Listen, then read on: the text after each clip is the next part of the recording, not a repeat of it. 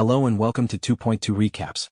Today we are going to recap a 2024 movie titled Take Cover. In the opening scene we are introduced to Sam, a sniper on a mission to assassinate a corrupt mayor. Sam isn't alone, he's joined by his spotter and comrade Ken. It is revealed that Sam and Ken were once members of the British Special Forces but now work for a private military company. As they wait for their target to arrive, Sam and Ken discuss the existence of God. According to Sam, God never exists and when people die, life disappears. However, Ken believes in God and afterlife. After discussing this, Ken reveals that he has reserved a hotel in Amsterdam for 2 weeks from now. He did this because he and Sam hadn't taken a holiday together in a long time, and the appeal of the women in Amsterdam was alluring. Hearing this, Sam says he can't promise to be there. Soon after, their target, the mayor, arrives. So Sam and Ken hastily prepare. Demonstrators are gathered in front of the mayor's office, well aware that he is corrupt and operates an illegal armaments business. However, in front of his own constituents, the mayor shamelessly meets his wife while disregarding the crowd. As Sam prepares to take the shot, the mayor's wife unintentionally looks Sam's way, immediately protecting her husband. As a result, Sam misses his first shot, but Ken urges him to keep focused and try again. On the second attempt, Sam successfully eliminates the mayor before the two flee. As Sam and Ken prepare to jump to their extraction point, they notice the mayor's men closing in on them. In the end, they decide to enter the building, killing a few of the mayor's men on the way. When they emerge, more of the mayor's men are waiting for them. As a result, Sam and Ken are apprehended with no clear way to flee. At the same time, police and FBI agents are still making their way to the scene. As Sam and Ken are ready to be arrested, they unexpectedly overpower and eliminate the mayor's men. After defeating the remaining guards, they flee westward and board a garbage truck. Moments later, the police and FBI arrive, but Ken and Sam have vanished without a trace. Sometime later, Sam and Ken are on a plane returning to the UK. Ken, seeing Sam's unease, asks whether he's okay. At that point, Sam acknowledges that he is shaken from his earlier blunder of shooting the wrong target. Ken then reassures Sam, telling him to forget about it. He believed that the mayor and his wife were both terrible and deserved their destiny. Shortly, Sam receives a call from their boss, Tamara, who inquires about Sam and Ken's well-being. Sam responds that they are well and that everything went perfectly. However, Tamara, sensing Sam's distress after shooting the mayor's wife, offers to send a psychologist to check on him. Hearing this, Sam declines, assuring her that he will be fine and that she should not worry. After a few hours, Sam and Ken landed in the UK. Ken reminded Sam that they were due to go on vacation to Amsterdam in 2 weeks, and the hotel was already reserved. Sam stated that he had not yet chosen whether or not to go. After that, they parted ways and drove home in separate automobiles. In the following days, Sam was seen jogging in the forest, where his house was also located. He spent his time doing light work such as chopping wood and other simple tasks. While cleaning his weapons, Sam received a phone call from Tamara. However, Sam had ceased responding her calls for quite some time. Tamara continued calling for a few minutes until Sam, who was annoyed, eventually answered. Tamara wanted to meet with him in the Netherlands, preferably Amsterdam. After speaking with Tamara, Sam suddenly remembered Ken, who was on holiday in Amsterdam. Not long later, Sam landed in Amsterdam where Ken was already waiting for him. At that point, Ken joked that he thought Sam had been killed by the mayor's group. On the drive to the hotel, Ken remarked that Tamara had phoned him the day before to schedule a meeting for later in the week. Both Ken and Sam were aware that Tamara was most likely about to assign them another mission. However, before embarking on the mission, Ken wanted Sam to spend 2 days having fun with him in Amsterdam. When they arrived at the hotel, they were greeted warmly by the manager, who led them to the top-floor suite that Ken had reserved for quite some time. The room turned out to be extremely luxurious, with breathtaking views of Amsterdam. Even the bed was made of silk, which made Sam wonder why Ken had booked such a luxurious hotel. Ken explained that the hotel was actually paid for by Tamara, their boss. As the hotel manager prepared to open the curtains, Sam requested that they be kept closed. The manager suggested that the sunset view outside would be spectacular, but Sam insisted on keeping the curtains closed, maintaining cautious in case the mayor's crew was still behind them. After the hotel manager left, Sam disclosed that he did not want to accept any more missions from Tamara in the future meetings since he had decided to retire. Ken was disappointed to hear this because he thought Sam was the ideal partner. Ken even pleaded with Sam to reconsider his decision before retiring. However, Sam explained that the mayor's wife's death remained a source of grief for him. Furthermore, Sam was convinced that even without him, Ken could flourish as a sniper or spotter. In the end, Ken accepted his decision and began to consider retiring as well. After a short period, 2 women were sent to their room to offer them massage. The 2 were cautious at first, but when the women answered the security question, they let them in.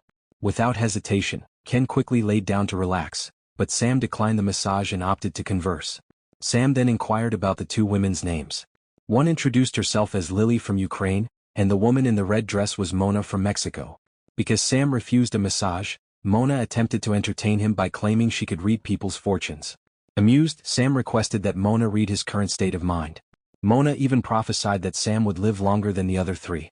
She also stated that Sam had strong faith and a deep belief in God. Ken burst out laughing as remembered Sam's declaration that he did not believe in God. Ken then joked that if Mona used a crystal ball like other fortune tellers, he would tip her $100. To their surprise, Mona quickly revealed a crystal ball, which delighted Ken and Sam. However, Mona soon acknowledged that the crystal ball was phony, merely a prop. Soon after, the hotel manager arrived with a waitress bringing their meal. The manager chose to reopen the curtains, arguing that the night view was too wonderful to miss. However, Sam swiftly instructed the manager to close the curtains again. During this time, a gunshot suddenly rang out and everyone frightened, especially Lily and Mona. As Sam attempted to close the drapes with a remote, the waitress unexpectedly attacked him.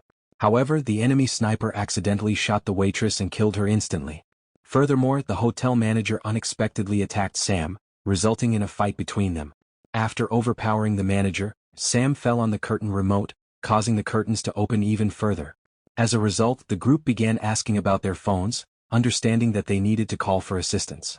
Fortunately, Lily's phone was the most accessible, so Ken attempted to collect it, narrowly missing multiple gunshots in the process. At the same time, Lily, still in shock, stood up and almost got shot. Sam swiftly calmed her down and assured her that everything would be fine. Sam advised Ken to contact Tamara, as she was the only person who could assist. When the call was connected, Ken explained that they were being attacked by an enemy sniper. Tamara quickly inquired as to who would be targeting them, and Ken thought that it'd be the mayor's group, which they had eliminated 2 weeks prior. Tamara advised them to be patient, as her team would target the enemy sniper within 20 minutes. A short time later, Sam was abruptly attacked again by the hotel manager, who was still alive. Fortunately, Sam thwarted the attack and Ken pushed the manager out of the hotel. However, as Ken hid behind a door, the enemy sniper managed to shoot him. 10 minutes later, Sam received a call from Tamara, who informed him that her team had killed the enemy sniper. She directed Sam to gaze west, where her team would use a flashing light to confirm the sniper had been silenced. Sam felt glad when he received confirmation that they could safely depart the hotel. However, before Sam could proceed, Mona cautioned him to remain watchful. As Sam peeked out the window, an enemy sniper opened fire on him. As a result, Sam learned that the shooter targeting them was actually one of Tamara's own men. Sam then asked Tamara what she really wanted. In answer, she stated that it was all because Sam intended to retire, which Tamara relied significantly on. Sam inquired as to how Tamara became aware of his retirement plans and why she had also targeted Ken.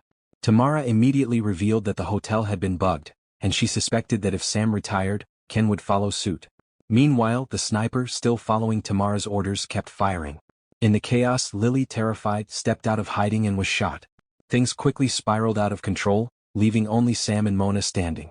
Sam attempted to reach the curtain remote during an opportune moment, but it was broken, leaving the curtains open. Tamara also stated that all phone and communication access in the room had been intercepted, making Sam unable to contact anyone. When Sam realized Tamara was also viewing through the room's CCTV, he destroyed the camera.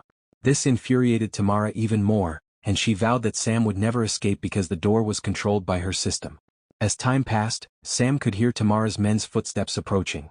With no other option, Sam swiftly told Mona to hide while he leapt towards the table. Sam reached his weapon and fired at the spotter outside from beneath the table. Sam then came under heavy fire from Tamara's surviving soldiers. One of them captured Mona and held her captive, forcing Sam to capitulate. As Sam prepared to get his weapon, Mona inquired as to if there was still hope of survival. Sam admitted he didn't know as Tamara's forces approached. He said that he couldn't reach his firearm, which was across the room. In this critical scenario, Mona handed Sam a photo of her child and urged him to swear to adopt her child if she died and he survived. Moments later, Tamara's men stormed in, forcing Sam to fight again. Just as one of the remaining gunmen was about to shoot Sam, Mona intervened with his rifle to save him.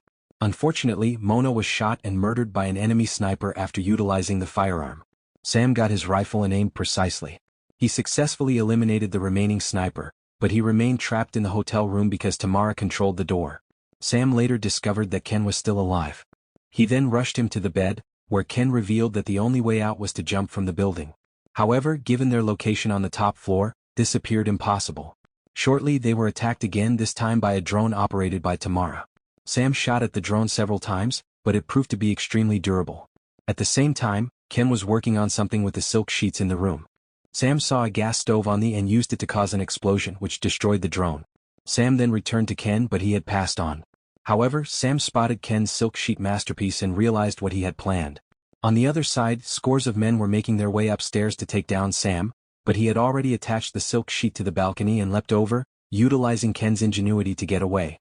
A few months later, the scene shifts to Dubai, where Tamara is shown relaxing while conversing on the phone. The guy on the other end is none other than Sam, who has come to exact revenge on her. Knowing this, Tamara calmly stated that Sam would never find her because she had moved away from her home country. But Sam admitted that he was already aware she was in Dubai. Tamara was shocked and rushed out of the airport while still on the phone with Sam. As Tamara approached a restroom, a small girl playing a game changed the restroom sign. Tamara hung up the phone, knowing that Sam would never reach her. Not only that, but she also told her guards to stay alert while she used the restroom. Soon after, a janitor entered and it was Sam. After Sam entered, a gunshot rang out, prompting Tamara's guards to rush inside, only to hear more shots. After the dust had subsided, Sam came from the lavatory, held the hand of the young girl who turned out to be Mona's child and was now under Sam's guidance. Thanks for watching. If you are new, don't forget to subscribe for more of these recaps. Until next time, have a nice day.